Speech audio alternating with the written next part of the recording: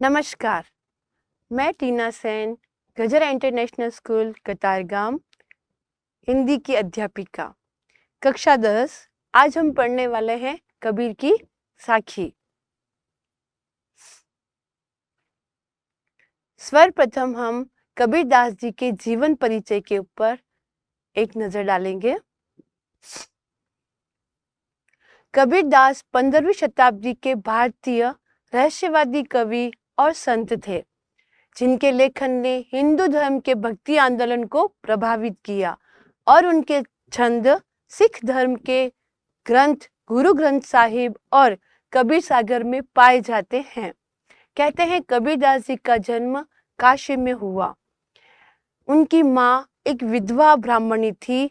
दुनिया के लोक लाज से डरने के कारण उन्होंने लहर तारा नामक तालाब के किनारे उन्हें रख दिया। तब नीरू और नीमा एक मुस्लिम दंपति ने उनका भरण पोषण किया, पालन पोषण किया। 120 वर्ष की आयु तक कबीरदास जी ने इस दुनिया को बहुत सुंदर सुंदर और बहुत ही प्रभावपूर्ण से ये सिखाया कि हमारा जन्म क्यों हुआ है, क्यों हम इस दुनिया में आए हैं, हमें कैसे कर्म करने चाहिए। उनके इन दोहों ने दुनिया को हमेशा प्रभावित किया है और करते रहेंगे। ये दोहे हमें बहुत सीख देते हैं। इनकी साखियां हमारे जीवन में उतारने लायक है।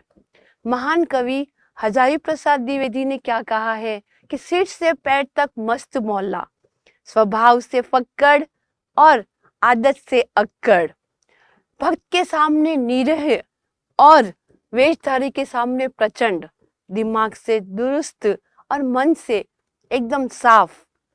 कहते हैं कर्म से जो वंदनीय हैं, ऐसे हैं कबीरदास जी साहेब। कबीरदास जी अनपढ़ थे। रामानंद स्वामी उनके गुरु थे। उन्होंने निर्गुण भक्ति का दीक्षा उन्हें दी थी।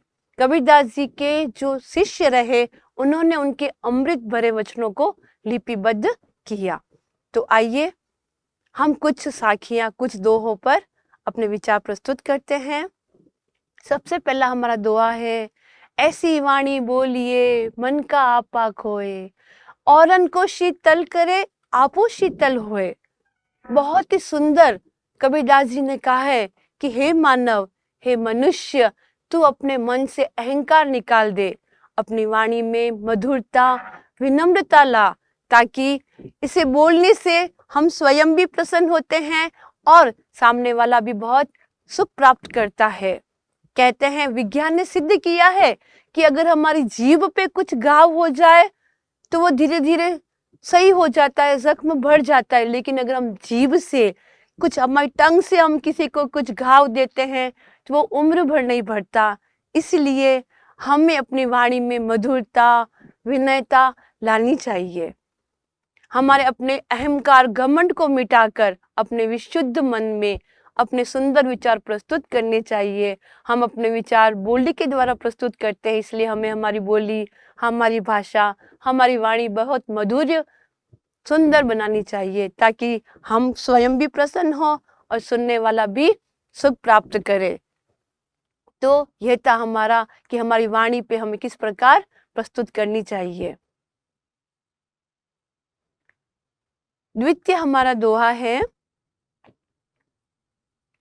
कस्तूरी कुंडल बसे मृग ढूंढे बन माही, ऐसे गटगट राम है दुनिया देखी नाही।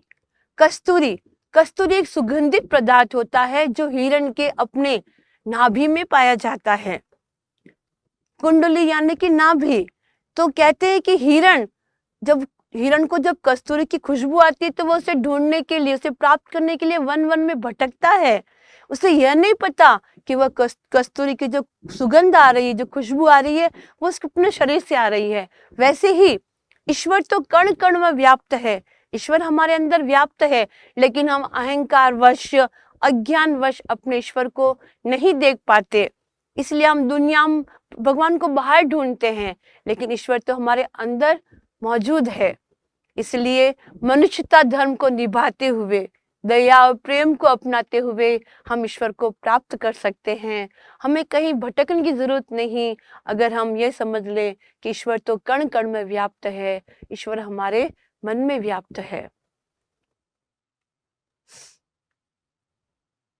फिर कबीरदास जी अपने अगले दोहे में कहते हैं, जब मैं था तब हरि नहीं, अब हरि है मैं नाही, सब अंधारा मिट गया, जब दीपक देखिया माही। बड़ा ही सुंदर दोहा कबीरदास जी कहते हैं कि जब अहंकार होता है, अहम होता है, घमंड होता है, तब हमें ईश्वर की प्राप्ति नहीं होती। जब हमारे मन से अहम चला जाएगा, हम विशुद्ध मन से, अपने पावन मन से सभी का आदर करेंगे, सबके प्रति प्रेम का भाव रखेंगे, तो हमारा अहम नष्ट हो जाएगा और हमें ईश्वर की प्राप्ति होगी। कहते हैं कि जब प्रभु रूपी दीपक हमारे मन में जोत जग जाती है उसकी, तब हमारे मन से अहंकार, अंधकार मिट जाता है। हम दुनिया में क्यों आए हैं, किस प्रकार हमारी मोक्ष की प्राप्ति होती है, मनुष्य का क्या धर्म है, ये ईश्वर प्राप्ति ही सिखाती है। और ईश्वर प्राप्ति क्या है? अपने मन से, अपने दिल से अहंकार को निकाल दो। हम सभी ईश्वर की संतान हैं। ईश्वर ने हमें एक समान बनाया है, तो किस बात का हम भेदभाव करें, किस बात का हम झगड़ा करें? घट घट में तो प्रभु बसे हुए हैं। बस, तो कबीरदास जी ने इस दोहे से बड़ी सुंदर सीख दी है कि जब तक हम अहंकार रखेंगे, जब तक हम मद में रहेंगे, घमंड में रहेंगे, हमें अपने कल्याण नहीं हो सकता। हमारा कल्याण जब हम अपने मन से अहंकार निकाल देंगे, सभी के साथ प्रेम पूर्वक समानता का व्यवहार करें, तो यही हमारे कबीरदास जी ने सीख दी है।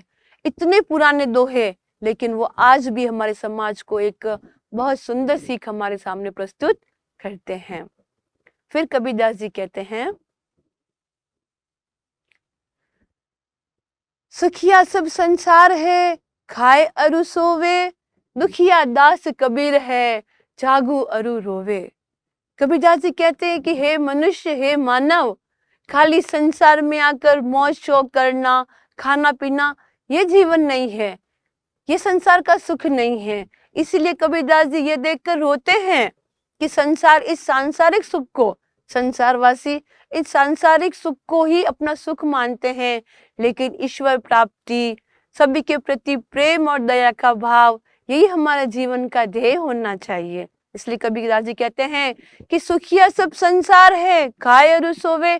खाली सुख, संसार वाले क्या सुख सोचते हैं कि खाली खाओ और सो, लेकिन दुखिया दास कबीरदास जी कहते हैं मैं दुखी हूँ क्योंकि मैं जाग गया हूँ। ईश्वर को प्राप्त करना ये मेरा ध्येय है। यहाँ पे सोना यानी कि उदासीनता का प्रतीक है। हम ईश्वर के प्रति उदासीन हैं, अपने कर्मों के प्रति उदासीन हैं। और जागना यानी कि जब हम निंद्रा से, यानी कि हम जब उदासीन पने से जाग जाते हैं, हम अपना ध्येय, अपना लक्ष्य जब हम समझ जाते हैं, तब यहाँ पे जागृत शब्द कबीरदास जी ने प्रयोग किया है। तो हे मनुष्य, अपने जीवन में ध्येय बनाओ, लक्ष्य बनाओ और आगे बढ़ो। इसके लिए हमें हमेशा कर्मशील होना चाहिए।